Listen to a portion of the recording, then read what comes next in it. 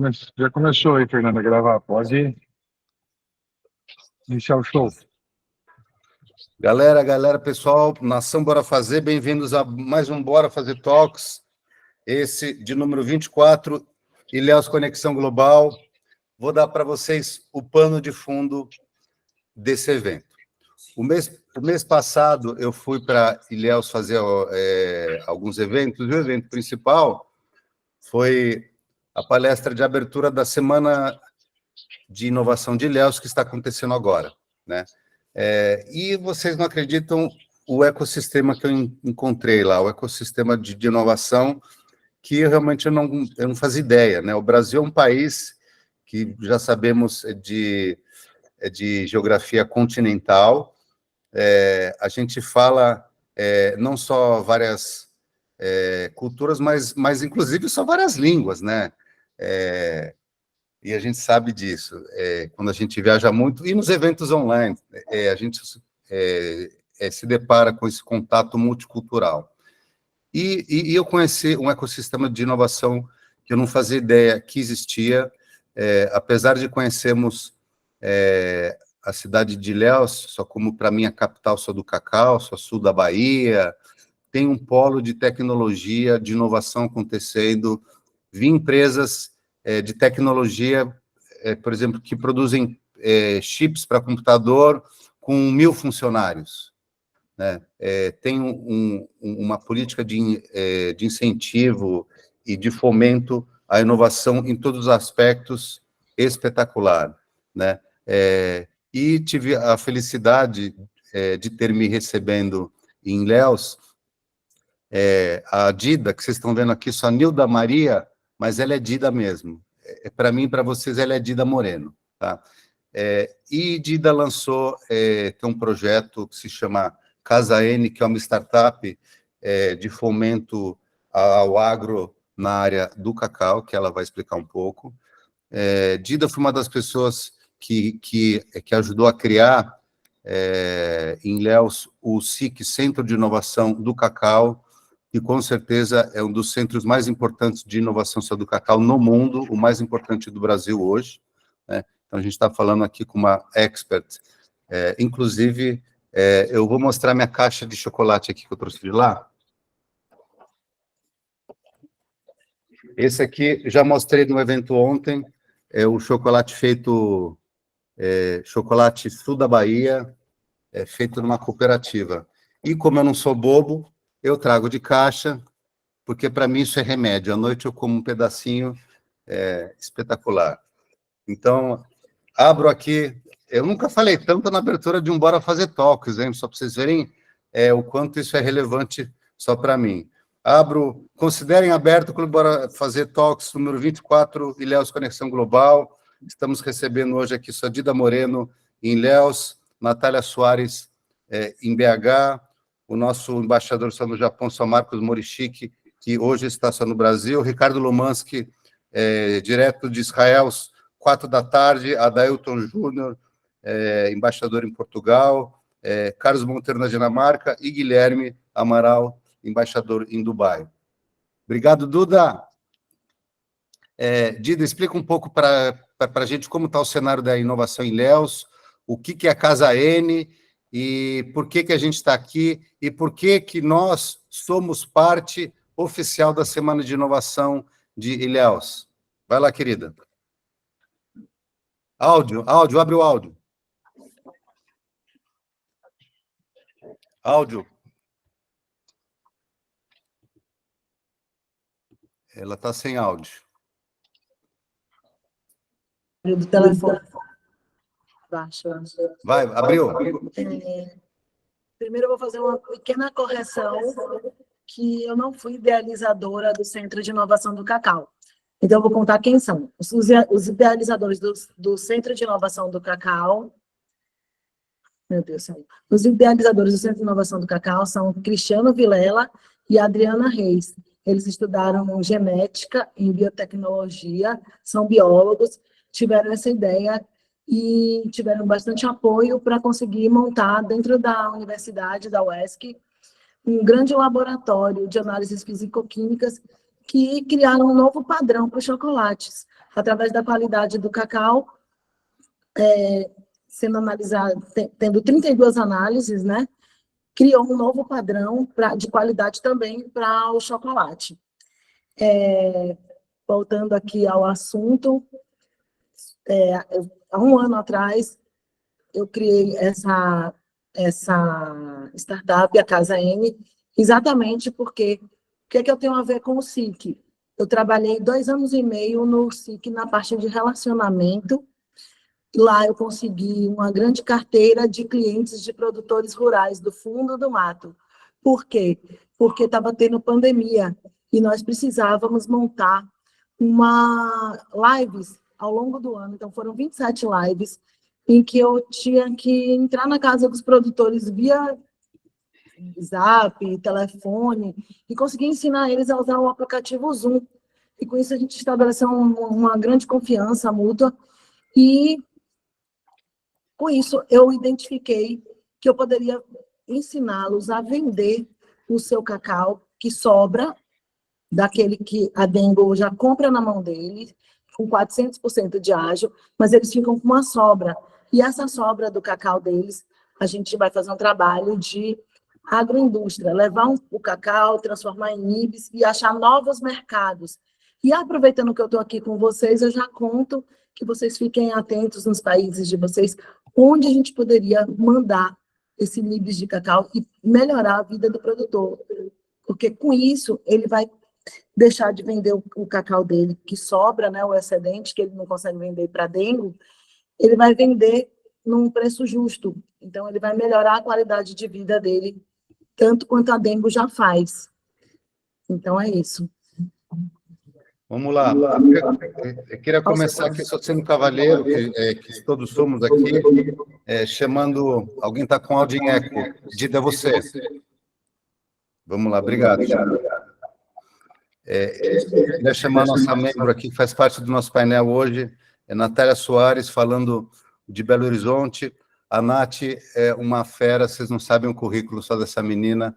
Ela é mentora em RH e negócios no LinkedIn, ela é Top Voice Mentoring, ela foi reconhecida ali como uma das vozes mais influentes de RH no Brasil em 22 e 23, só isso, né? Então, se vocês quiserem saber de RH, é com ela, né?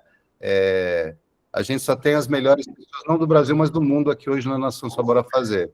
Nath, queria começar só te perguntando, a gente sabe que hoje parte integrante de desenvolver cultura de inovação só nas empresas é o que a gente chama de mentalidade, habilidades ou mindset, né? Como você tem visto a ferramenta da qual você é especialista, que é o LinkedIn, e desenvolver seu negócio só nessa plataforma, e ser uma pessoa de RH, criando realmente ferramentas que possibilitem a pessoa, a gente desenvolver um plano mental virado para que a gente seja mais inovador e faça as coisas acontecerem, que é o que a gente precisa hoje só no nosso mundo caótico, complexo e global. Ótimo dia a todos. Quando a gente fala de LinkedIn, ainda é um tema que me choca muito, Fernando, porque na mente de muitos empresários e empreendedores, o LinkedIn ainda é visto como uma plataforma de emprego, só de emprego. E a gente está vivendo uma era digital onde, na pandemia, a gente teve um avanço tecnológico muito grande e boa parte das pessoas que não estavam no LinkedIn entenderam que a ferramenta é uma ferramenta de negócios e migraram para lá. A gente teve um crescimento muito grande no LinkedIn.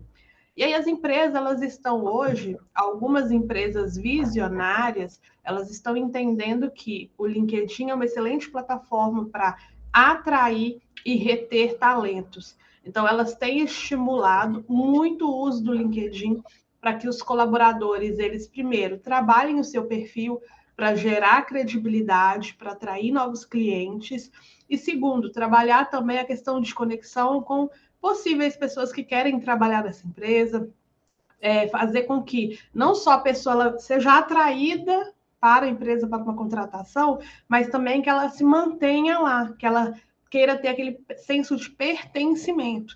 Então, por exemplo, eu realizo muitos treinamentos em empresas, onde a gente capacita todos os setores, desde o setor de marketing, setor comercial, o setor de RH, para aprender a utilizar o LinkedIn em todas as suas esferas, né, para prospectar cliente, para fidelizar colaborador. E agora, um processo que está em alta nos últimos 2 anos são as empresas contratarem profissionais, os próprios colaboradores, treinarem, capacitarem, para que eles sejam os embaixadores da marca, para que eles próprios promovam a marca. Porque uma coisa sou eu, dono de empresa, falar que a minha empresa é boa, né? Outra coisa são os colaboradores, de fato, vestirem a camisa e venderem a empresa como algo importante. Então, as empresas estão entendendo esse processo, estão capacitando os melhores colaboradores, isso gera um senso de pertencimento incrível. Então, quem quer sair na frente está fazendo isso. E o LinkedIn é uma excelente plataforma, né, para esse objetivo. As pessoas só ainda não aprenderam a utilizar tudo que tem nesse oceano azul. Maravilha, obrigado, Nath. Alguém levantou a mão aqui, eu vou deixar para a gente só fazer as perguntas mais para o final, porque a gente tem muita gente top para falar com a gente hoje.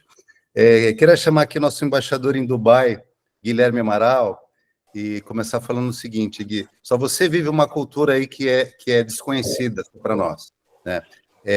A gente aqui, só quando pensa em Dubai, a gente pensa em grandes construções, um país que se reinventou em 100 anos, o que outros não fizeram em 2000 anos, uma mentalidade de inovação total, né? Mas a gente está falando de ser humano, né? O que você acha que você aprendeu só na cultura aí só de Dubai? Vou pedir que você comece falando um pouco qual a sua atuação aí e por que o país só de Dubai conseguiu levar o nosso rico capital intelectual para eles, e o que a gente pode aprender com a cultura daí para que a gente consiga ser mais inovador e a Dida leve isso também para a Ilhéus, que eles têm a mentalidade, mas precisam só sempre de mais conhecimento, só como só todos nós. Manda brasa, Gui. Bom dia a todo mundo, boa tarde, boa noite aí. Eu sou o Guilherme Amaral, estou aqui em Dubai, estou morando aqui há quase 1 ano e meio agora. Trabalho com a área de e-commerce e com marketing digital para uma empresa que fabrica xixa, né? Que é a tal do narguile, a essência do narguile, que é uma coisa aqui muito comum, né? Todo mundo usa muito isso. Respondendo uma parte do que o Fernando disse, a gente veio morar aqui por um convite para trazer exatamente o que ele disse, literalmente, a frase era: nós estamos criando um departamento e precisamos de alguém que já fez algo no passado e por isso nós vamos bancar esses recursos. Então, eles atraem recursos, inclusive do Brasil, tem muita posição aberta aqui nos Emirados Árabes Unidos para pessoas que falam inglês, obviamente, mas que estão dispostas a sair do Brasil e expandir negócios. E o ponto da Natália é super relevante. Eu tenho visto muita expansão da utilização do LinkedIn aqui também no país como ferramenta de vendas, né? Até muita gente começando a pagar o LinkedIn para poder achar os prospectos e tudo mais. E sobre a cultura local, o que eu costumo dizer, mais que tudo, é que tem uma grande misconcepção sobre o que é a cultura aqui de Dubai, especialmente a cidade de Dubai. Apesar de ser um país no Oriente Médio, com cultura, assim, arquitetura islâmica e tudo mais, a população local aqui é só 10%. Então, Dubai, na verdade, é uma cidade de estrangeiros, né? Você sai na rua, você vê as pessoas falando inglês, elas podem até falar em árabe, né? Minha cara árabe, aqui muitas pessoas falam em árabe comigo, mas não o comum você tem inglês em todos os lugares. E não existe a grande obrigação e preocupação do baque cultural para vir morar em Dubai especificamente versus outros países que já morei. Então, Holanda, o México, até mesmo o Brasil. O baque cultural aqui foi menor do que o baque que eu tive na Holanda, por exemplo. Aí nosso embaixador pode falar depois, do Samuel, mais sobre isso. Faz sentido, Fernando? Estamos no caminho certo? A gente está no caminho certo, só com certeza. É bom saber que a gente tem muito a aprender com a cultura daí, e eles também com a nossa, óbvio, né? E isso está claro. Só queria chamar agora nosso querido embaixador aqui na Dinamarca, Carlos Monteiro. Primeiro agradecer aqui ao Carlos só pelo apoio e de como o Carlos tem ajudado a expandir o clube A Nação Bora Fazer Seu Mundo Afora. Então fica o convite também para todos os embaixadores que parte da missão de todos nós é expandir e levar o nosso conhecimento para cada vez mais brasileiros no mundo inteiro, tá bom? Carlos, você também vive outra cultura que para nós é desconhecida, né? Você se adaptou aí muito bem, você já está aí há um bom tempo, mas você é um dos brasileiros mais brasileiros que eu conheço, né? Né, você sabe disso, né? O que você acha que você levou da nossa inovação em cultura para mudar a sociedade daí, e o que você aprendeu aí para que a gente possa aprender aqui hoje e já colaborar com o nosso dia a dia hoje? Tá bom, obrigado, Fernando. Bom dia, boa tarde, pessoal. Boa noite, talvez, para alguém, não sei. Carlos, Dinamarca, estou aqui há 10 anos, uma década. Vamos lá, o que eu aprendi, né? Eu sou um brasileiro bem brasileiro, eu vim para cá porque eu casei com uma dinamarquesa, que foi lá no consulado da Dinamarca no Brasil, e eu aprendi muitas coisas nessa época. Acho que a primeira coisa, eu até fiz um vídeo no Insta esses dias, dizendo que uma das características minhas que eu fui reparar depois que eu vim morar na Europa é que eu era um cara prolixo, e sou ainda, né? Então, o brasileiro, que eu percebo em nós, um grande aprendizado, não quero falar em encher linguiça, mas é o ir direto ao ponto, que aqui na Europa, e talvez mais na Holanda, apontando o Samuca aí, que é meu amigo, os caras são muito diretos, muito objetivos. Isso sem, assim, eles são respeitosos, mas são muito objetivos, direto ao ponto. Então isso é duro quando você chega a morar fora do Brasil, porque o brasileiro, nós temos a minha percepção é que a gente tende a levar muitas coisas para o pessoal, né? E eles são muito objetivos com relação a trabalho. Então, são algumas observações assim. Eu vejo que assim, o dinamarquês é um povo muito mente aberta. Se eu fosse comparar com o holandês, eles são muito mais tranquilos, né, que o holandês. O holandês é bem porrada mesmo, quando eu vejo. Eles são muito mente aberta. É um mercado muito interessante para você fazer testes, né? Aqui a Dinamarca, por exemplo, grandes marcas vêm aqui por conta, em Copenhague, por exemplo, por conta da característica do dinamarquês, eles vêm fazer teste de mercado, e se a coisa funciona bem aqui, eles entendem que eles conseguem escalar isso para outros mercados na Europa. Então, é um mercado muito interessante para se fazer teste. Uma outra coisa que eu aprendi muito com o dinamarquês é a questão do trabalho, né? Eles têm uma questão aqui, eles têm uma relação muito interessante com relação à hierarquia. Então, o dinamarquês, você não sabe, o escandinavo, o nórdico, quem que é o chefe. As decisões são muito colegiadas. Então, isso, comparado com um país como Romênia, ou mesmo com o Brasil, latino, francês, são aprendizados que eu vejo, existe uma hierarquia muito grande, é muito claro quem que é o chefe, né, entre aspas. E na Dinamarca, eu vejo que é muito tranquilo. O chefe, às vezes, nem quer parecer que ele é chefe, ele conversa com muitas pessoas na organização antes de tomar uma decisão, né? Então, a decisão é muito conversada, muito colegiada, e que às vezes enche o saco quando você está negociando com muita gente. Você fala, pô, tem que ter um consenso muito grande. É um povo muito respeitoso, é um país que taxa alto, mas o que eu acho interessante da Dinamarca é que eles punem o trabalhador, não as empresas. E o que eu quero dizer isso? Se você, como empresa, por conta de ser um país de 5 milhões e meio, coloca 6 milhões de habitantes, cara, você é muito pequeno. Então, você tem que ser inovador, você tem que ser exportador e você tem que nascer para o mundo. E aí volta para grandes aprendizados que eu tive quando eu cheguei aqui, porque eu falei, bom, eu cheguei aqui há uma década atrás, eu tinha tido 2 estágios até então, né, nas minhas costas, e quando eu vi que os caras falam, assim, você vai num café, você vai no supermercado, o cara é fluente em inglês, né, e além de ser fluente em inglês, ele provavelmente aprende uma outra língua como o alemão, como a minha filha agora está aprendendo francês, então isso é o básico.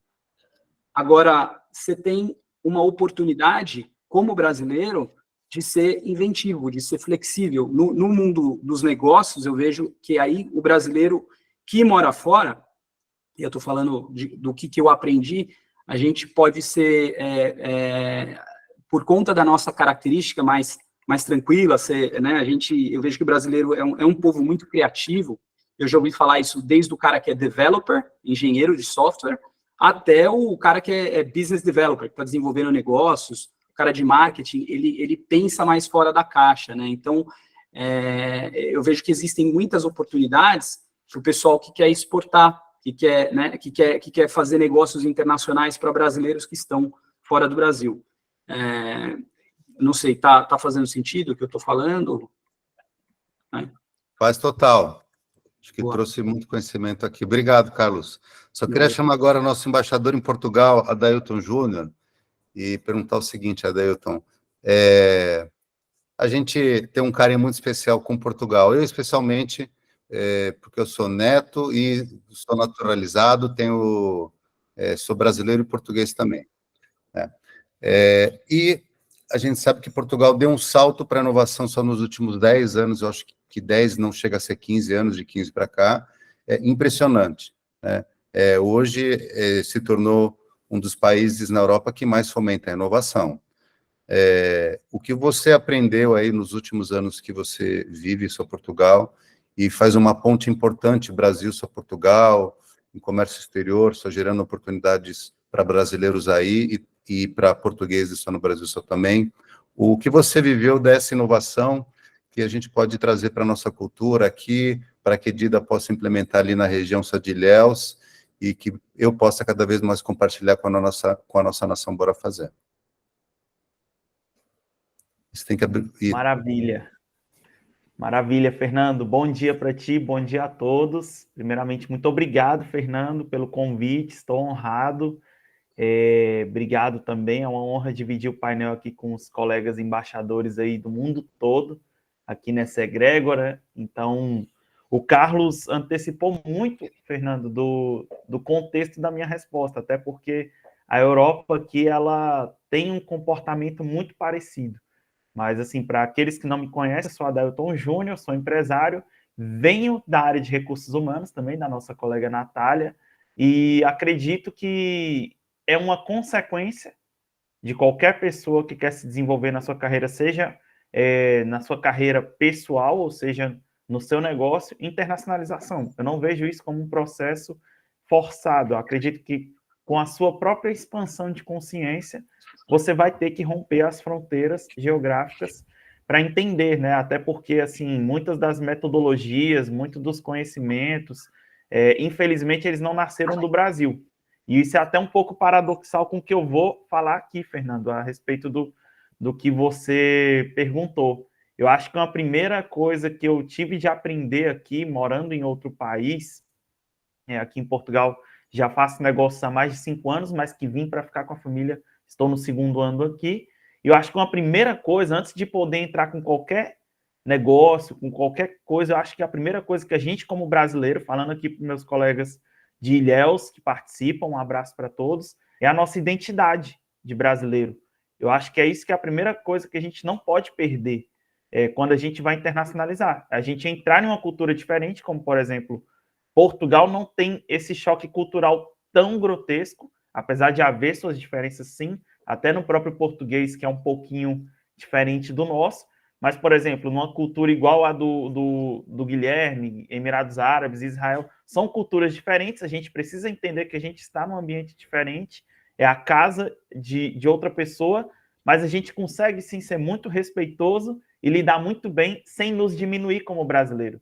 Então, eu falo isso porque nós, brasileiros, às vezes a gente olha para um mercado europeu, para um mercado americano, e a gente olha de baixo para cima. E acho que essa não é a visão. Até porque não é de fato. Então, assim, nós brasileiros, nós temos a nossa essência, como o Carlos falou, nós somos criativos, nós somos um povo muito trabalhador, nós somos um povo que, igual o Carlos falou, a nível de processos, em outros países podem ser muito bem organizados a seguir processos, mas se alguma coisa sai do protocolo, para resolver é um pouco mais difícil. O brasileiro, pela situação da criatividade, da imaginação, ele tem essa habilidade. Acho que esse é um primeiro ponto, porque assim, se eu não me enxergo merecedor de eu ganhar, de eu ser minha empresa, ela conquistar um market size aqui, um market share aqui relevante, do mesmo jeito que uma empresa portuguesa, se eu não me considerar como um profissional merecer ser pago como um profissional português, como um profissional da Suíça, por exemplo, o mercado não vai me pagar. Então, acho que o primeiro que precisa acreditar nisso sou eu. Eu falo isso porque o brasileiro, muita gente chama da síndrome do vira-lata, né? Que é o brasileiro chega em outros mercados, ele é doutorado no Brasil, mas ele chega aqui, ele quer, de fato, assim, se sujeitar, às vezes, a um trabalho de base, não que não seja digno, mas não significa que porque você está em outro lugar, você não tem a sua identidade, não significa que porque você chegou em outro mercado, as suas características, a sua competência, a sua carreira, ela precisa ser exclusa. Claro que existem peculiaridades. Acho que esse é um primeiro ponto, Fernando. O segundo, eu acredito que uma coisa muito interessante quando a gente chega em mercados mais nobres, como, por exemplo, a gente se relaciona com o mercado português e vai indo embora Londres, Suíça, etc., a gente percebe que eles têm um ecossistema muito, muito pujante, porque aqui governo incentiva, as empresas têm incentivo, então acaba que eles falam a mesma língua, a academia ela é mais aberta, de fato, para o ambiente empresarial, mas às vezes quando as facilidades são muitas, os incentivos são muitos, eu percebo uma grande dificuldade do mercado aqui europeu para os brasileiros que querem entrar nesse mercado ou vice-versa, se relacionar, é a dificuldade em fazer o simples, tá entendendo? Às vezes a gente aprende tanta metodologia, às vezes a gente aprende tantos conceitos, às vezes a gente aprende, tem tantos incentivos, tem tantas coisas boas que às vezes a gente fica pensando na inovação, daquilo que ninguém fez no mundo, algo, isso é maravilhoso, só que muitas vezes o feijão com arroz, né, no brasileiro bem típico, ele funciona em qualquer lugar do mundo. Muitas vezes o funil de venda, muitas vezes pegar o telefone e ligar, muitas vezes ir lá bater na porta da empresa, funciona no Brasil, funciona em Portugal, tenho certeza que funciona no Japão, porque eu vi o Marcos rodando lá no Japão, batendo perna e batendo na porta, apertando mãos, olhando no olho, abraçando, fazendo isso que o Fernando faz de melhor, né? Inclusive, no meu aniversário eu fiquei até ansioso aqui para receber uma mensagem do Fernando. Então, acho que essa é uma outra característica. E Portugal, eu tenho certeza que pela influência brasileira aqui, que eu acredito que está entre segunda e terceira comunidade brasileira fora do Brasil, a inovação ela veio junto. Então, hoje é sede aqui, berço do evento hoje considerado o maior evento de inovação do mundo, o próprio Web Summit, que agora tem a sua edição também no Brasil. Então, além disso, a gente tem aí uma série de perspectivas de Portugal querendo, de fato, permear essa bolha, né, de inovação no contexto da tecnologia. O investimento aqui está seguindo a agenda europeia no quesito de inovação, sustentabilidade. Acho que esses temas, assim, a gente já está, né, esgotado de falar, mas assim, a agenda mundial caminha para esse lado. Não tem como mais a gente pensar em um modelo de negócio que seja egocêntrico. Uma empresa uma célula está para o corpo humano, assim como uma empresa está para a economia, está para o mundo. Então, hoje a gente não pode mais pensar em uma empresa que busca somente o seu fim lucrativo e esquece do impacto no meio em que convive, esquece do impacto no ambiente em que vive e esquece do impacto mais importante que é na vida das pessoas, né? Que o Fernando bateu na tecla no início, a Natália também. Então, assim, cada vez mais a gente vê que a inovação ela está caminhando para o benefício do ser humano, o acolhimento do ser humano, que infelizmente, eu sei que é uma realidade muito grande no Brasil, aqui na Europa também não corre diferente, a gente viver o meio da tecnologia, da inovação, das redes sociais, e a gente vê o ser humano muito adoecido, o ser humano passando por situações muito caóticas. Então, o que eu tenho aprendido aqui, Fernando, é cada vez mais a gente cuidar das pessoas para que as empresas funcionem. E aí, a partir daí, a gente envolve coisas mais abrangentes, coisas mais escaláveis, tá bom? Isso é um pedacinho do que eu pude dividir com vocês hoje. É uma honra. Muito obrigado, Adélio. É impressionante a gente ver, né, só como a gente tem a aprender com todos os países que a gente está vivendo hoje, transformando com os nossos embaixadores aí, seu mundo afora. Eu queria pedir um negócio para você, só queria pedir que todo mundo abrisse o vídeo para a gente aproveitar que a gente está com bastante gente, fazer aquela mega foto. Todo mundo de vídeo aberto. Quem puder abrir o vídeo para a gente fazer aquela foto legal.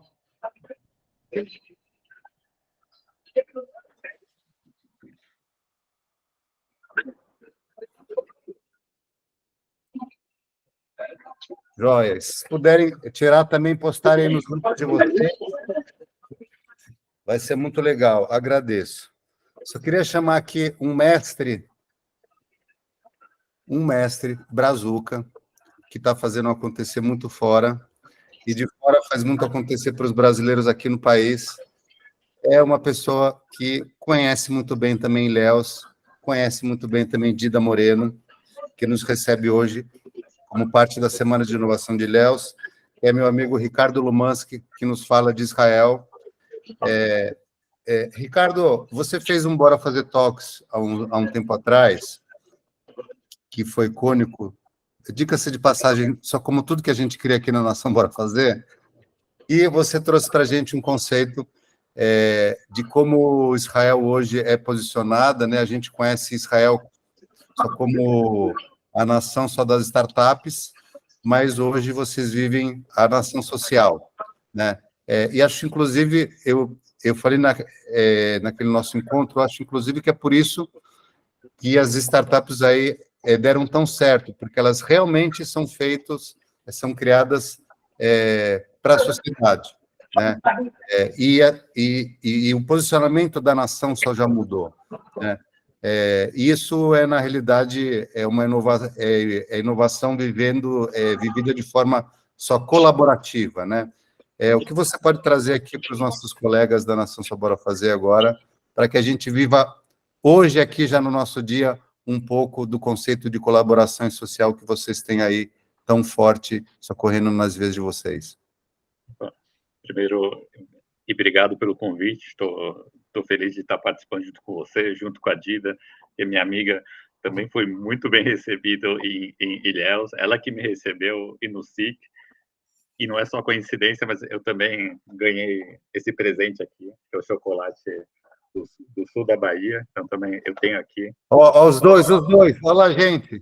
Dida, nós somos garoto propaganda, nós queremos receber mais 2 caixas, né, Ricardo? Agora que a gente está fazendo propaganda, a gente quer mais, vale a pena. Quem quiser, pede para a Dida, ela tem a fonte do chocolate, e eu faço propaganda do chocolate de Ilhéus para todo mundo aqui em Israel. Eu fiz um passeio nas fazendas de cacau, então eu recomendo muito. E também eu aprendi muito em Ilhéus também. Eu sou fascinado pela cultura do cacau, também agora pela cultura do chocolate Bintubar.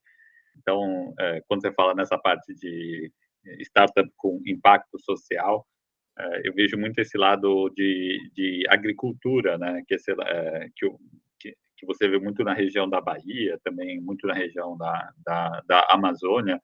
Também, essa semana, uma coisa que eu aprendi, eu estou com um grupo que é da América Latina, com 12 países. A gente visitou aqui no norte de Israel um kibbutz, né? Um kibbutz que tem mais de 80 anos aqui no norte, chama Shara Golan. Kibbutz, que é uma comunidade, um ajuda o outro, né? Então, eles se juntaram para viver em uma área que não tinha nada, né? Que eles tinham que plantar, tinham que ter água, tinham que trabalhar, tinham que ter uma escola, um hospital, tinham que conviver em conjunto, senão eles não iam sobreviver, né? Então, a gente visitou o kibbutz. O interessante é um kibbutz, ele tem uma fábrica grande de plástico, tem a parte de agricultura, tem uma parte de turismo. É um estilo de vida super simples, assim. Você vê, o kibbutz é antigo, parece que você está no meio do tempo. A gente comeu num restaurante comunitário, onde toda a população come no almoço e na janta, todo mundo come a mesma coisa, come junto. Aí a gente sai daquela parte tradicional, antiga do kibbutz, a gente foi visitar a fazenda. Aí o impacto na fazenda é que é uma fazenda hipermoderna, assim. Todo mundo, todos os latinos que estavam na delegação ficaram impressionados. Eu também, eu já visitei algumas fazendas em Israel, mas também eu não esperava que fosse assim. Com muita tecnologia, a parte de irrigação, a gente entrou também uma parte que era de plantação de banana, né? Então, cada bananeira tinha um código de barras, toda a banana estava coberta com plástico, que era para utilizar menos pesticida, para não ter vento, para controlar a temperatura. Então, assim, diversas coisas que para fazer uma agricultura mais sustentável, com menos pesticida e também mais próximo do orgânico, né? E também uma coisa que foi interessante, eles falaram, tudo que a gente faz aqui, a gente recebe de um laboratório de tecnologia, que é um laboratório da cooperativa. Então, tem uma cooperativa na região. Ontem a gente teve a palestra também que a Dida organizou sobre cooperativa. Então, esse kibbutz faz parte de uma cooperativa agrícola, eles têm um laboratório onde eles investem dinheiro para ficar desenvolvendo novas tecnologias. Aí depois a gente visitou esse laboratório, e no laboratório eles ficaram mostrando todos os testes que eles fazem, são 7 cientistas, eles publicam artigos científicos, então eles fazem papers, eles falaram, a gente faz papers, artigo científico, não é o nosso objetivo ficar fazendo publicação em jornal internacional, porém, no final do ano, a gente tem que mostrar todo o trabalho científico que a gente fez para os cooperados, e a gente tem que justificar o nosso trabalho. A gente tem que falar, eu fiz essa publicação que é para melhorar no tratamento de praga para banana, ou praga para o arroz. Então, uma coisa que para mim, ficou muito consolidado, essa união da ciência, da universidade, com a agricultura e criando novos tipos de tecnologia. Então, isso eu acho que está trazendo muito impacto para Israel, né? Você conseguir fazer essa ligação do conhecimento científico com o conhecimento prático. Isso é algo que eu aprendo muito no dia a dia em Israel, de como é valorizado esse conhecimento científico e gente que tem muito conhecimento. Então, assim, as grandes cabeças de Israel são elas que fazem o país ir para frente e são elas que produzem essa inovação de impacto social. Maravilha. Só obrigado, Ricardo. Obrigado. Queria chamar aqui queria chamar aqui meu querido amigo Marcos Morishi, que é nosso embaixador no Japão, que Marcos vive no Japão há 20 anos, né? Mas também ele é daqueles brasileiros de passar sábado à tarde assistindo um jogo de futebol, né, Marcos? E tomando uma cerveja só com a gente. Ele é muito brasileiro. E acho que é por isso que ele faz ser tão único e tão humano, porque ele aprendeu muita coisa boa na cultura japonesa, que ele hoje tem trazido só para o Brasil. Ele faz essa ponte de troca de inovação. Marcos, só compartilhe um pouco com a gente o que você vê no DNA brasileiro de inovação que você consegue levar só para o Japão, que acho que tem muita coisa, e de lá para cá. Bom dia a todos. Sabe aquela frase da sempre Toshiba? Os nossos japoneses são melhores que os deles. Vamos dizer assim, eu sou neto de japonês, meu avô é japonês, tradicional, veio para o Brasil, né? Enganado pelo governo, né? Porque disse que o Brasil ia ser próspero, e na verdade, quando chegou aqui, era uma outra realidade. Mas ele foi um empreendedor, né, no Brasil, né? Ele empreendeu, a primeira coisa que ele fez, e eu sigo os passos deles, ele instruiu seus filhos a estudar contabilidade e direito. E um outro lado na área do comércio e na outra área na área de comunicação. Então, eu sigo os passos dele nesse sentido. Eu vou falar um pouco na questão da tradição, né? Então, eu vim de uma educação tradicional. Meu avô, ele vem de uma cultura tradicional do Japão. Chegando aqui no Brasil, a gente muda esse conceito, porque a gente tem liberdade, a gente é criativo, a gente tem a oportunidade de crescer. E aí, quando eu fui para o Japão, com 17 anos, antes de entrar na faculdade, trabalhei numa fábrica da Toyota, e eu conheci o Japão tradicional, que o meu avô sempre me contou, mas eu também conheci um outro Japão, que eu não conhecia, que é fora da curva. Depois eu fui para o Japão com 22 anos, vender biquíni da companhia marítima, né, da Rossetti. lá de um país onde as mulheres é diferente do modelo brasileiro, né? E depois retornei ao Japão com 24, 25 anos. Hoje eu estou mais de 25 anos lá no Japão. O Japão, ele é rico em tradição, é um país rico em tradição, cultura. Ele é um país que vive para a sua comunidade, é uma cultura colaborativa, né? Principalmente depois da guerra, eles se organizaram em comunidades. Né? Para vocês terem uma ideia, quando o meu avô veio para o Brasil, eu era muito pequenininho, ele reunia com todos os japoneses aqui que estavam no Brasil, e eles faziam um negócio chamado Tanomoshi, que é como se fosse o consórcio. Cada um dava um dinheiro, e um era sorteado, e esse dinheiro ele ia lá, comprava maquinário para plantação, comprava essas coisas. Então já vinha nessa cultura de um ajudar o outro para poder crescer. Então meu avô trouxe isso. O terceiro, o Japão é um país avançado em tecnologia, né? Um dos livros que eu li na minha adolescência, para começar no meu mundo empreendedor aí, Akio Morita, né? Da Sony, né? Onde ele, depois da guerra, ele pegou o toca-fita dos Estados Unidos e montou várias vezes e criou um toca-fita melhor. Né? Então, o japonês, eu falo assim, ele copiou e melhorou a tecnologia dos Estados Unidos. Né? Então, na verdade, o Japão perdeu a guerra, mas ele ganhou, sendo melhor que os Estados Unidos nessa questão aí, vamos dizer. E o quarto é um país inovador. Tá? Então, eu tenho estudado essa trilha, né? E quando eu cheguei no último item do inovador, e aí que eu entrei numa parede, né? Como se fosse uma encruzilhada. Por quê? Existe uma questão de você inovar dentro da caixa ou você inovar fora da caixa lá no Japão.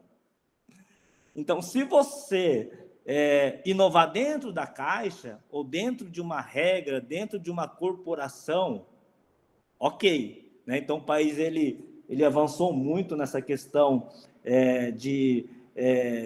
na questão da fábrica, inovação em fabricar, robótica, automóveis. Eu tenho acompanhado nesses 25 anos toda essa evolução aí na área de pesquisa e desenvolvimento, inteligência artificial, né? Eles são bem avançados, mas desde que você inove dentro da caixa.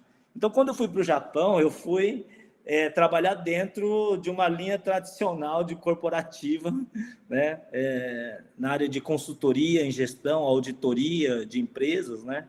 Depois entrei na área de marketing, na área de tecnologia.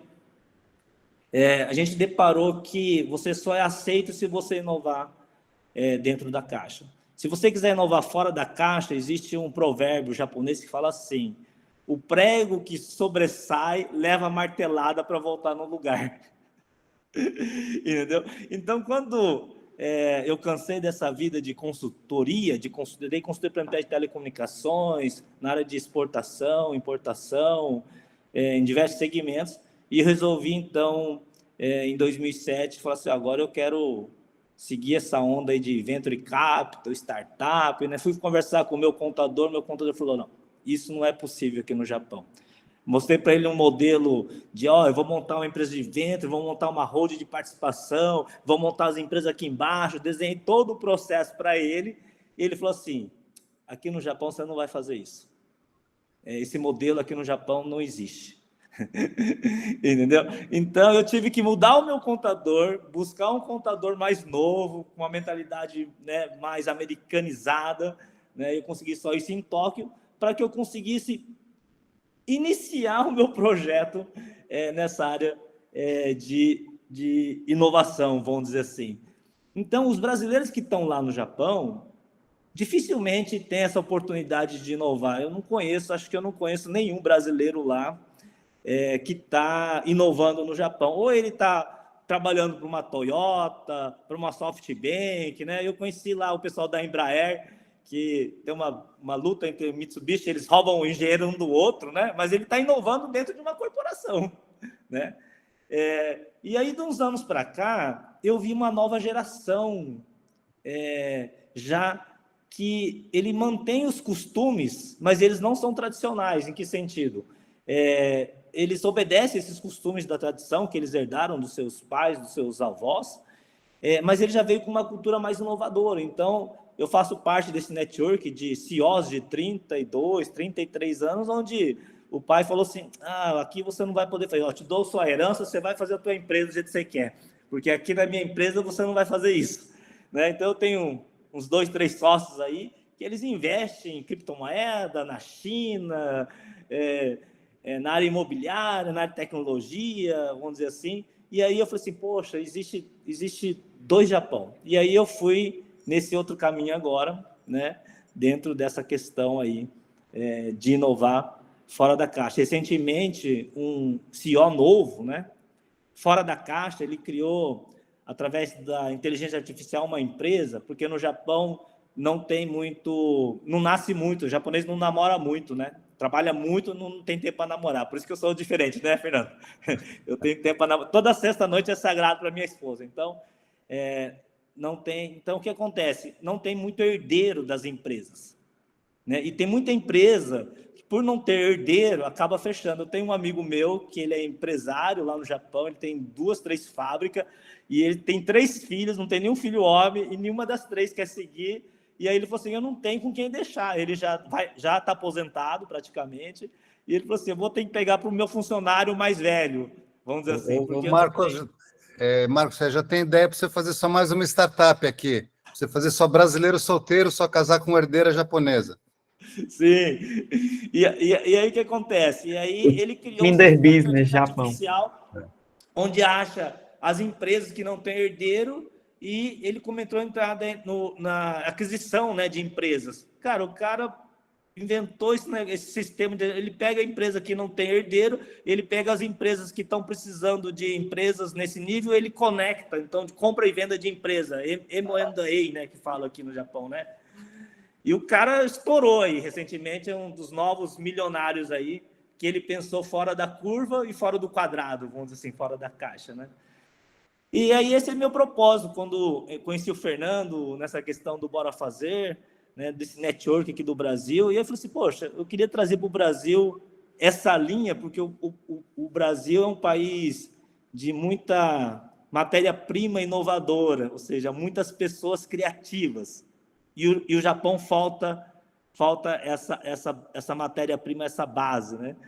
Agora, trazer um pouco da tradição, foi aquilo que o nosso embaixador de Portugal falou, muitos brasileiros querem inovar, mas não sabem o arroz com feijão, né? Não sabem o que é um ponto de equilíbrio, não sabem como fazer um plano de negócio, vamos dizer assim. Porque lá no Japão, se você vai fazer uma projeção financeira, em 3 cenários, né? Otimista, realista e pessimista, a margem de variação, no máximo, é 5% para cima e para baixo. Aqui no Brasil é 1000% para cima e 1000% para baixo.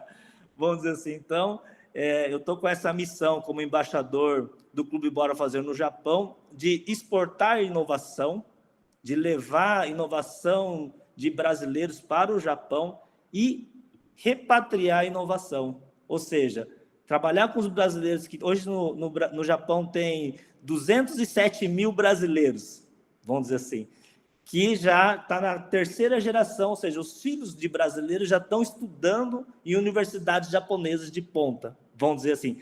Só que eles vão entrar dentro da curva, dentro da cultura. E eu estou tentando, então, pegar esses brasileiros no sangue e tirar fora da curva. Falei, cara, vamos pensar fora da curva e, então, repatriar a inovação. Por quê? Porque o Japão ele é rico na área de avanço tecnológico. Eu tenho estudado muito cidades inteligentes, né? Smart City. Eu tenho estudado muito essa questão de inteligência artificial.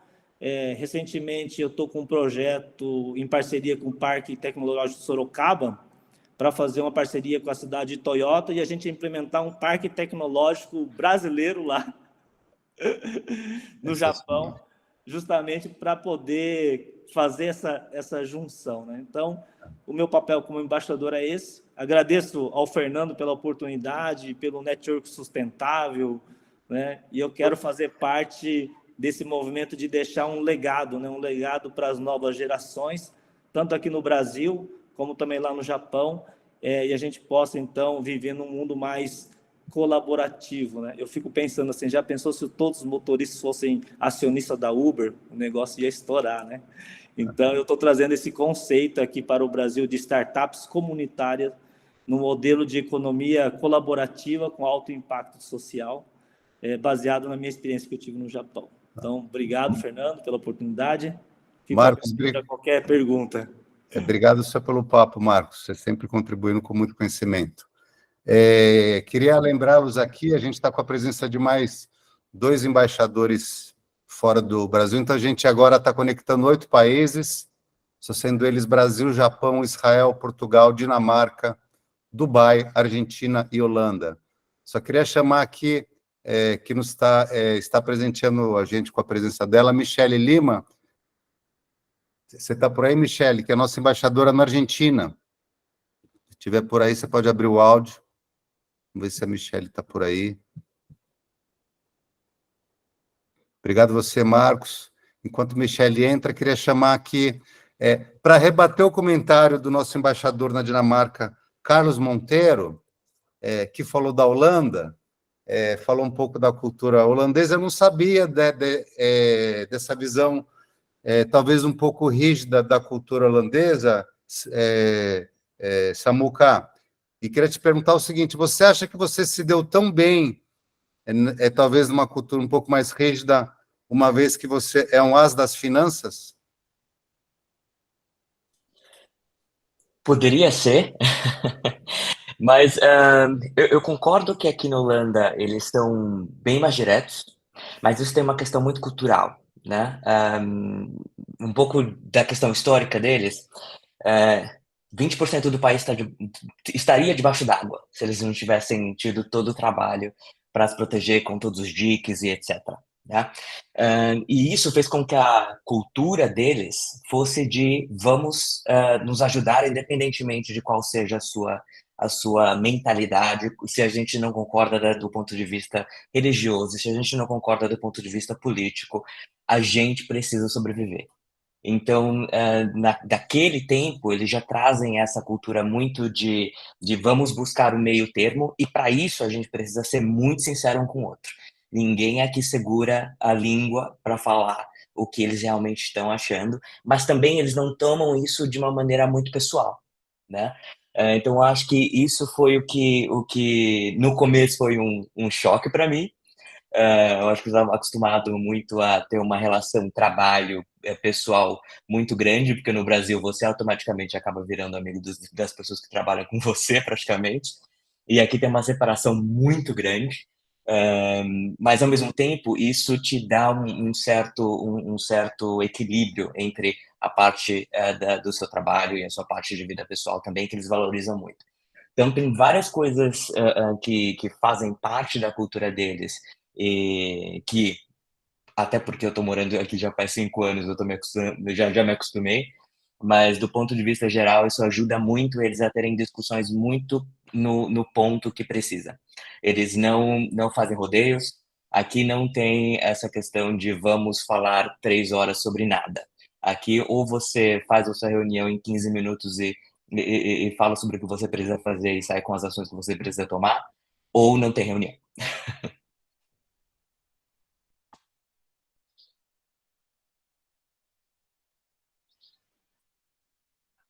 O Fernando tá no mudo, Fernando. O áudio tá desligado. E a gente está com o 9º país participando também do nosso evento hoje, que é o Erdelon Romero, que nos fala do Canadá. Gente, queria... Michele, tudo bem? Te chamei, só você é mais uma embaixadora que presenteia nosso evento hoje. A Michele se tornou embaixadora do Clube Bora Fazer essa semana, e ela é nossa embaixadora na Argentina. Só, Michele, obrigado só por estar aqui. Vou pedir que você só se apresente aí e me fale o seguinte: a gente tem se eu tenho só pelo menos uma visão da cultura argentina de que é muito próxima da gente, mas não é. Os nossos hermanos, né? Eu sei que é uma cultura só diferente. O que você acha que você está levando de inovação só para a Argentina e aprendendo com eles e trazendo ao Brasil e fomentando essa relação comercial tão importante para o nosso país? Bom dia, Fernando. Obrigada pelo convite de fazer parte do Clube Bora Fazer. eu já sentia na veia que eu era bem bora fazer, só precisava a gente se encontrar mesmo, né? Bem, eu estou aqui na Argentina com o foco de trazer a veia de negócios B2B para os empresários, principalmente porque estão bem parecidos com a gente no quesito empatia, no quesito, gostam muito de coisas que nós também gostamos, brasileiros, né? Festa, futebol, etc. Mas a veia de inovação aqui, eu diria para vocês que a Argentina, ela parou no tempo, né? A gente está muito avançado com relação a tecnologias envolvendo negócios. E como eu sou especialista em LinkedIn para negócios, a minha proposta é de trazer para cá o LinkedIn para eles é uma ponte para explorar outros países e outras economias. Vocês têm acompanhado aí que o cenário político está dramático aqui no país, o peso desvalorizando semanalmente, inflação na casa de 115% mensal, é uma loucura.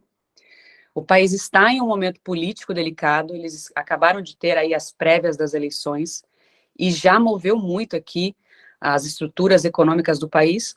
Por isso mesmo é que muitos empresários argentinos querem explorar outros mercados. Inclusive, a Argentina está estudando, né, dolarizar a sua economia para fugir da desvalorização do peso. E eles querem passar agora a negociar justamente em dólar com outros países. É aí que o meu trabalho aqui entra, porque eles não têm essa veia de vendas que a gente tem muito forte. Uma coisa muito diferente do argentino, comparando com o brasileiro, é que o argentino é mais direto. Ele diz que se você oferecer o seu serviço para ele simplesmente não quiser, não tiver interesse, ele fala, não, obrigado, a gente conversa daqui 6 meses. No Brasil, ou principalmente em São Paulo, a gente não sabe dizer não, né? A gente enrola, faz follow-up, o cara não te responde. Aqueles são mais diretos. E por serem mais diretos, a gente consegue ir mais rápido nas nossas ações comerciais. Então, o desafio aqui, por exemplo, neste momento é que, principalmente a agricultura, principalmente produtores de vinho, que tem, assim, a grande maioria da economia que é agronegócio, vinho, soja, eles querem entrar no Brasil. E eles precisam começar a conversar com decisores de empresas. É aí que, novamente, entra o meu trabalho e entra o LinkedIn. Então, eu tenho atuado aqui em treinar empresas, times de vendas, a usar o LinkedIn como ponte para fazer negócios com o Brasil. E como eu venho da área comercial com mais de 15 anos de experiência, atuei no Grupo Pão de Açúcar durante muitos anos, atuei na Abras, a Associação Brasileira de Supermercados, eu já tenho esse conhecimento, já tenho alguns contatos que coloco eles para conversar. Então, é um fornecedor de determinado produto argentino que quer passar a importar para o Brasil. E eles não têm esses contatos, também não sabem fazer esse caminho para conversar direto com o decisor.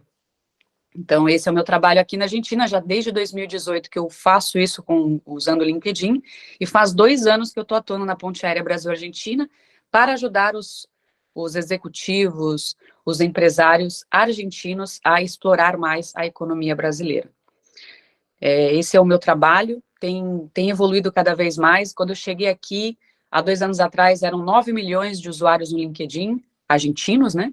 Agora já está chegando nos 11 milhões de argentinos usando o LinkedIn, então tem bastante trabalho pela frente ainda.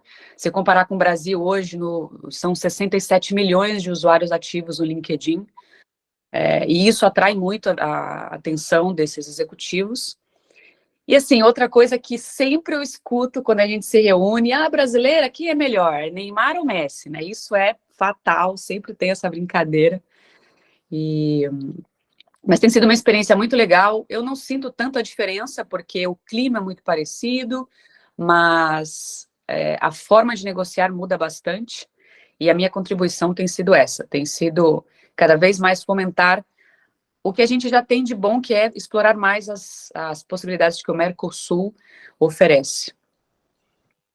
Obrigado, Michele. Então, é bom saber que a Nação Bora Fazer tem uma especialista só fazendo essa ponte, né, Michele? Porque parece que o tema Mercosul ficou meio stand-by, não, gente? É riquíssimo, o Brasil tem muito a crescer ainda, fomentando e se aproveitando das relações no Mercosul. E é bom saber que nós temos uma embaixadora que nos representa e está aí também para ajudar os membros da Nação Só Bora Fazer a melhorar os seus negócios Brasil-Argentina, Argentina-Brasil. Pessoal, eu vou abrir aqui o espaço para uma outra pergunta, se alguém só quiser levantar a mão, fazer algum comentário rápido, algumas perguntas. Eu tento não avançar muito no tempo aqui, uma vez que é sábado, e seguir o nosso formato aqui. Léo Miranda levantou a mão. Consegue dar áudio para o Léo? Você está com áudio, Léo? Sim. Estão me ouvindo bem aí? Sim. Fala, Léo. Você está falando da onde? Quem é você? Você fala da onde, Léo? Então, prazer, meu nome é Leonardo, falo do oeste aqui do Paraná, da região aqui de Cascavel. Estou aqui no Bora Fazer há alguns tempos, agora que estou participando mesmo de alguns talks aqui. Quem foi que me indicou o Bora Fazer foi o Hugo, do ecossistema lá do Iguaçu Valley, né? E aí, a dúvida, né, a questão que me chamou a atenção foi da Dida Moreno ali, na Casa N, né? A questão dos cacais, ali, a questão dos chocolates, né? Doce todo mundo gosta, então chama a atenção. Mas, em resumo ali, a pergunta seria o seguinte, como que está essa questão das cooperativas aí na região e como que está o estágio do ecossistema de inovação nessa região, em relação às startups e também as cooperativas que atuam no mercado aí?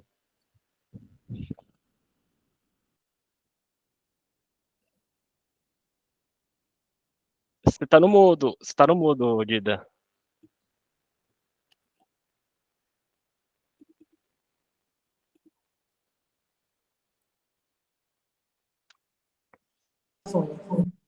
Então, abaixa aí, abaixa. Ótima pergunta, Leonardo. Eu chamo aqui o ecossistema daqui de promissor, porque ele já funciona bastante, mas ele tem um potencial incrível.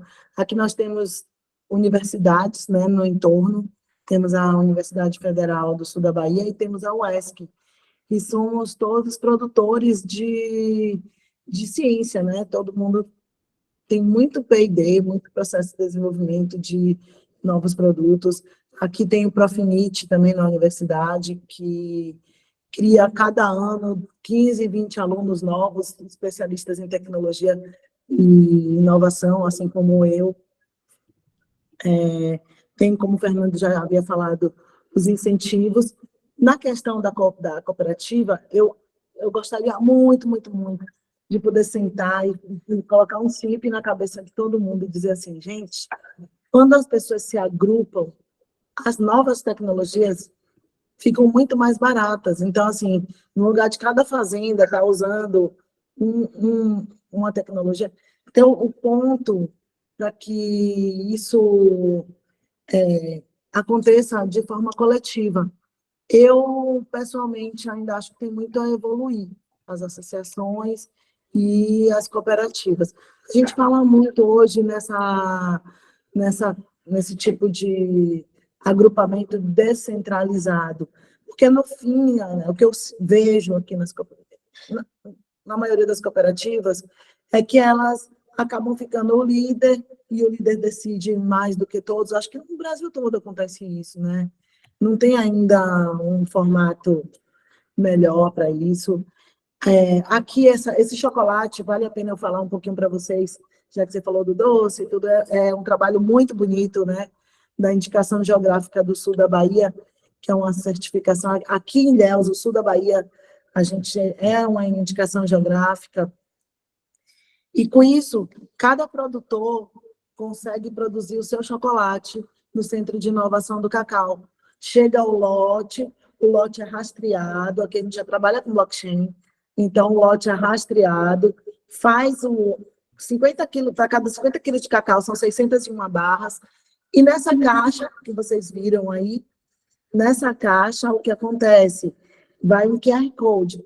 Então, eles ficam com essa marca coletiva, mas quando eles entregam um chocolate no ponto de venda, quem abrir o QR Code vai ver como funciona tudo na fazenda deles, né? Que é economia justa. Para ser uma IG, você tem que ter tudo funcionando dentro dos padrões da fazenda. Então, nesse ponto, acho que a gente está bem avançado. Você tem que vir aqui dar uma volta comigo, igual eu fiz com o Fernando, com o Ricardo, para você entender melhor. Senão eu vou passar o dia todo falando aqui. Então, Dida, Espero ter, pelo menos, te deixado curioso. só logo a gente vai Obrigado. organizar a imersão Bora Fazer, visitando o ecossistema de inovação de Ilhéus. Vamos lá, galera. Só queria chamar agora Rui Mar, que havia levantado a mão aqui primeiro. Rui Mar, vai, querido. Você Olá, sempre pessoal. Mãe, vai. Tudo bom? Bom dia a todos. Prazer estar com vocês. A gente falou um pouquinho aqui de inovação, falou um pouquinho de tudo aqui. A gente tem pessoas aqui de vários continentes. Como é que é para vocês que estão aí fora essa relação de fintech? Aqui no Brasil, a gente sabe que a gente vive um bom momento. Tem alguns investimentos, precisa melhorar ainda mais os investimentos. E aí fora, é mais fácil conseguir investimento? Como é que anda esse processo para vocês aí mundo afora? Ricardo, quer nessa, Ricardo? Sim, claro. O setor de fintech, até ano passado, era um dos mais fortes de Israel. A única coisa que aconteceu esse ano caiu muito o investimento. Né? Eu acho que é uma caída no mundo inteiro, né? Então, assim, você tem algumas fintechs em Israel grande, né? Eu acho que elas não trabalham nem tanto com Israel, mas elas trabalham com o exterior, né? Mas só o que o pessoal está esperando em Israel é para ver se o setor de fintech ele vai voltar a ser o que era antes, né? Que recebia bilhões de investimento, ou se está em transição e agora ele vai mudar para um novo setor que está vindo, setor de energias renováveis. Agora todo mundo fala também de a parte de inteligência artificial regenerativa. Então, eu acho que a gente está passando por uma mudança, né? Então ainda está indefinido como vai ficar o setor de fintech. Maravilha. Quem está na fila aqui? Regis Godoy. Bom dia, pessoal. Estão me escutando bem? Sim. Perfeito. Tá, a minha curiosidade, praticamente quase como uma instigação, até o amigo Fernando Seabra, para uma próxima pauta, tema, é uma curiosidade que eu tenho. Todo mundo fala sobre brasileiros indo para fora, criando seus negócios, etc. e tal. Eu gostaria de botar um tema aqui, que é as pessoas, eu aproveitando esse cenário atual, muitas pessoas estão fora, e passar uma informação, como é que está no cenário, vamos dizer assim, oposto, de pessoas de outros países a tentarem entrar no Brasil. Como é que está essa visão, esse cenário? Entendeu? Que a gente sempre fala para fora, mas nunca fala vindo para o Brasil. Isso, para mim, é muito interessante, até aproveitando que tem muita gente de outros países, outras localidades, com outras culturas, educação. Como é que está essa visão, esse cenário? Né? Então, isso aí acho que para mim é colocando mais como uma pauta para o Fernando Seabra, para um próximo tema aí, uma próxima etapa aí. Ok? Obrigado, pessoal. Obrigado pelo tema, mas acho que algum embaixador aí que está fora do Brasil agora só pode dar essa visão também, né? Carlos, você aí o Carlos, ele tem uma comunidade de brasileiros no mundo, né? Brasileiros que trabalham e têm posições só bem relevantes nos seus locais. Só como você tem visto a sua comunidade falando entre si e analisando oportunidades de volta ao nosso país? A comunidade está um pouco devagar, porque eu estou com um foco maior na Evolve. Mas está lá, o grupo no WhatsApp. O que eu vejo da perspectiva do estrangeiro é que hoje existe um interesse maior no Brasil, aí a gente tem que entrar na política, né? Os caras veem, de qualquer sorte, a minha percepção, eu não tô levantando bandeira, né, para deixar bem claro, que o Lula é alguém que está mais preocupado, o governo atual, com questões ambientais. Essa é a minha percepção quando eu falo com o pessoal de empresas aqui.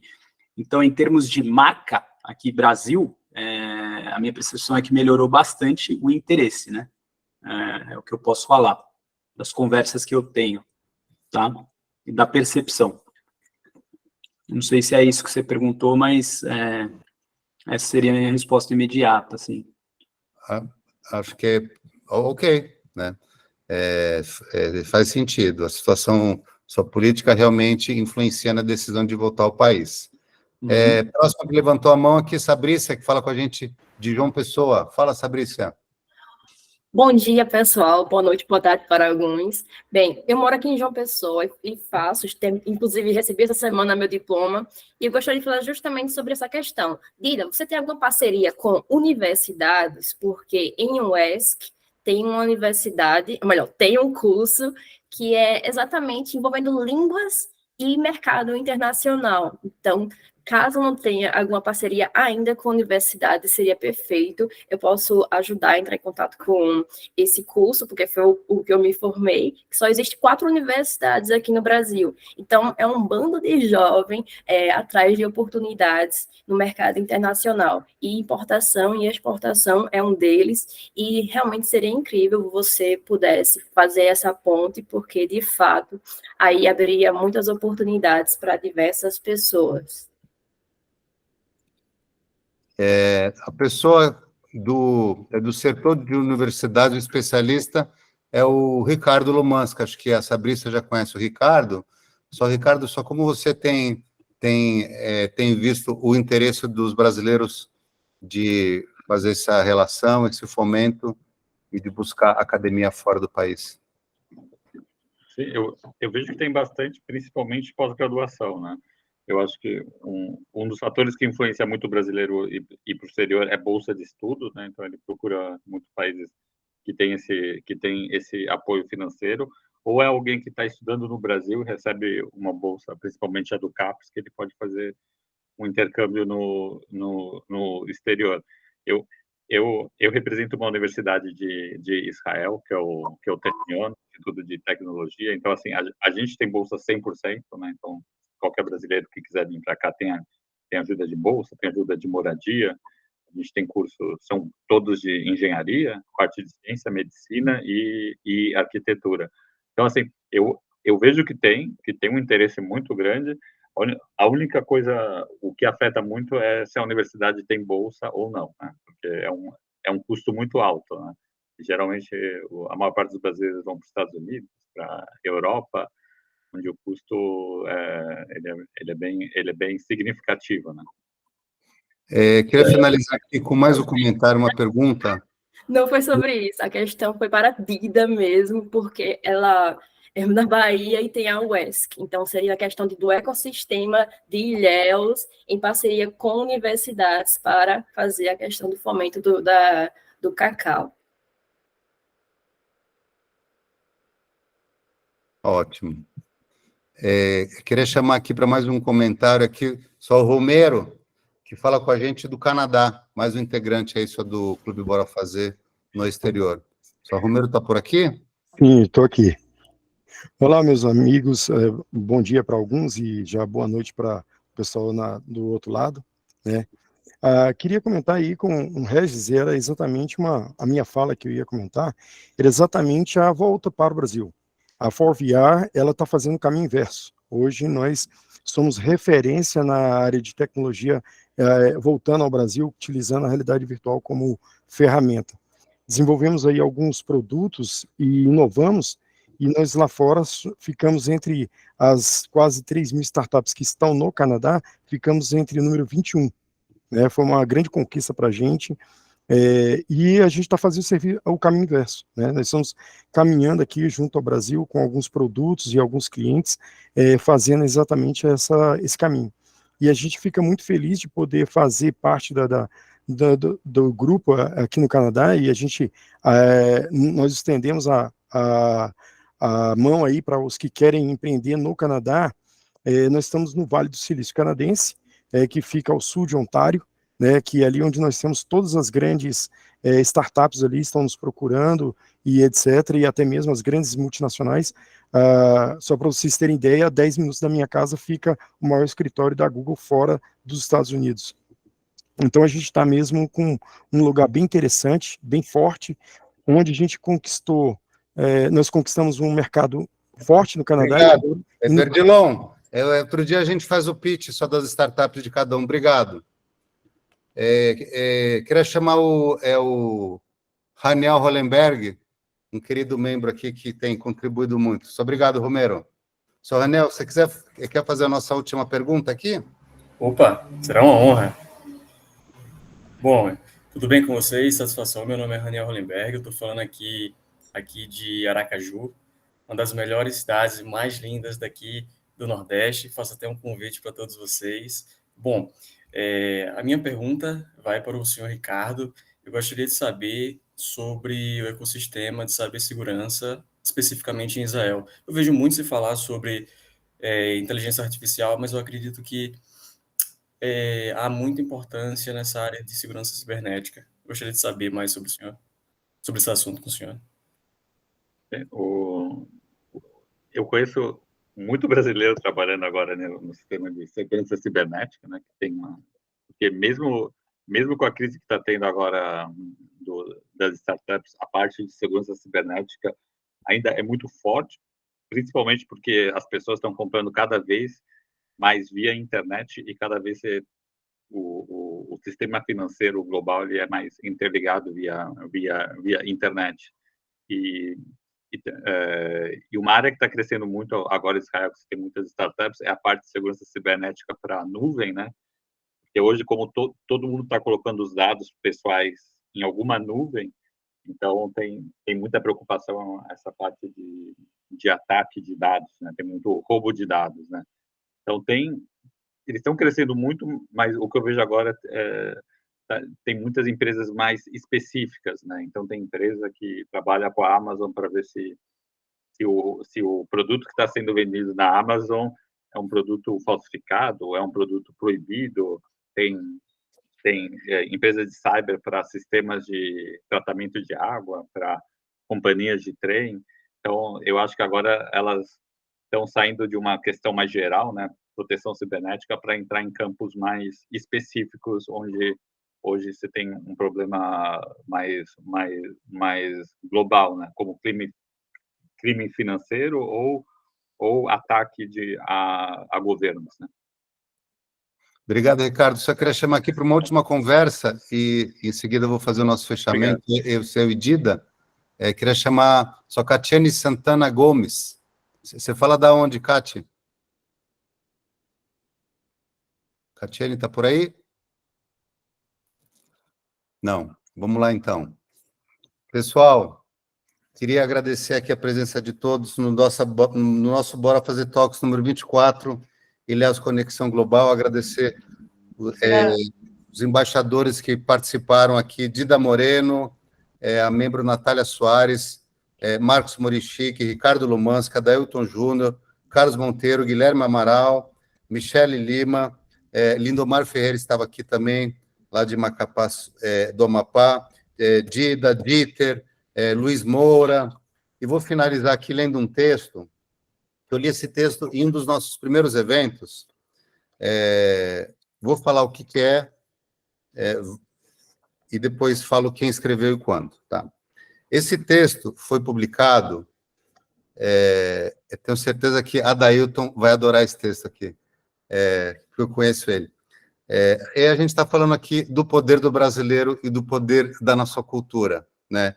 E esse texto, só toda vez que eu leio ele me emociona. E fala de inovação, né?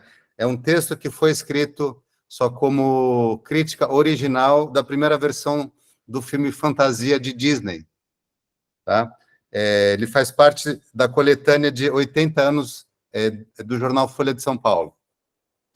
O texto se chama Fantasia.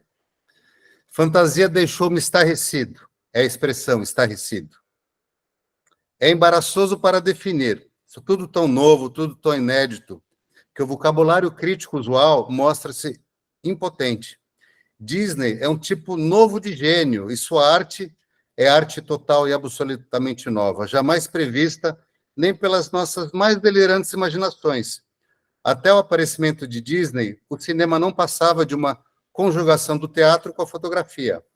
Era uma representação era uma representação só teatral, só fotografada em todos os seus movimentos, cores e sons. Disney criou a grande coisa nova, a conjugação da fotografia com a imaginação. O desenho genial de Disney permite que todas as criações da imaginação possam ser fotografadas e projetadas com a riqueza dos sonhos. uma arte, pois, absolutamente nova e jamais prevista.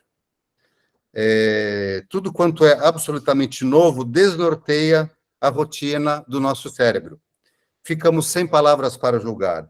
O vocabulário humano é um conjunto de convenções que refletem experiências muito repetidas. Quando uma experiência sensorial totalmente nova nos defronta, o velho vocabulário existente só mostra-se necessariamente inadequado. Diante da dança dos cogumelos chineses, das manobras da fada do orvalho, da tradução em desenho do pensamento musical de um Stravinsky ou de um Beethoven, da prodigiosa sátira A Dança das Horas de Puccini, do jogo de dois extremos como a bolha e o elefante. O meu vizinho de poltrona tentou só comentar o anjinho que cerrou as cortinas quando o casal de centauros amorosos se recolheu para o amor. Um anjinho de costas cujo traseirinho nu foi virando o coração. E tive de pedir silêncio. Não fale. Só falar as velhas palavras diante de tal mimo de criação artística é quebrar grosseiramente algo prodigiosamente lindo. É furar com ponta de prego enferrujado uma risonha bolha de sabão. Essa é parte da crítica que foi escrita em 12 de julho de 1948 pelo nosso querido Monteiro Lobato. Parte forte da cultura do nosso país, da qual eu tanto me orgulho de fazer parte, um dos motivos pelos quais eu criei a Nação Bora Fazer, a sua dose de negócios, coragem e fé. Minha nação, obrigado por esse evento, fiquem com Deus, um bom final de semana a todos, amém. Tchau, tchau, pessoal. Obrigado, Fernando. Beijo no Obrigado, coração. pessoal. Tchau, Bom pessoal. dia. Obrigado, Tchau, galera. Valeu, pessoal. Um Boa abraço. semana a todos. Então, bora fazer. Obrigado, Final de semana a Samuca. todos. Bora fazer. Bora fazer. Um abraço direto aqui de Barretos, gente. Obrigado, Gustavo de Barretos. Obrigado aí, muito